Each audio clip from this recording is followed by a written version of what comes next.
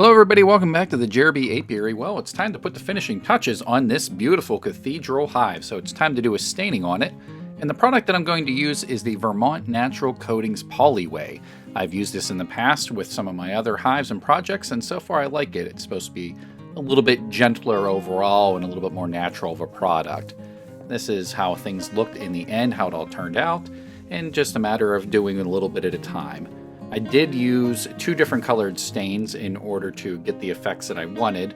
On the cedar roof, I used the more cedar darker color, and the same thing I did on the other roofing components on the sides, and I used a clear finish for the rest of it. Those cedar pieces that are part of the landing board and the front of the hive are beautiful, and you can see how nice the contrasts are on all of those pieces. It really made for a pretty hive. I was thinking about painting a duck on that knot right there. It will be kind of nice using the viewer window or the observation window to take a look inside of the hive as they are building up comb, since the top bars really don't allow you to look inside without disrupting the hive and taking the bars off or lifting out the comb itself, so you can get a little bit of a sneak peek on things. One other thing that was necessary was going to be having a hive stand, so I doodled something together and decided to make it reality. I built it all out of pressure-treated 2x4s, and I just cut to shapes and sizes that I thought would work out. I overlapped the upper portions of the legs so that it doesn't slide around, and had the front and rear of the hive sitting on crossbars. Somehow my cuts were straight as we ended up with a level structure. The next steps were just doing the lengthwise supports that connect the front to the back, and then putting additional crossbars for further bolstering the entire structure together.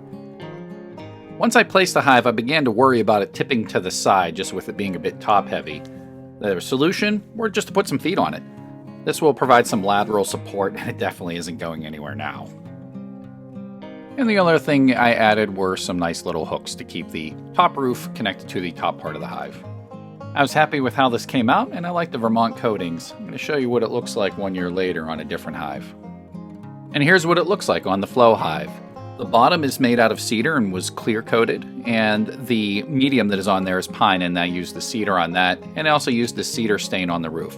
Overall, not too bad. It's a little dry, but all things considered, I'd say it weathered pretty well. Now, if only the bees had weathered that well, but it's a new year, it's a new spring. And here's a little sneak preview of what's to come here at the Jeremy Apiary as I take a look at Hive 1, Land's Hive, and wait, is it time to do a split? Remember to like and subscribe. We'll see you next time.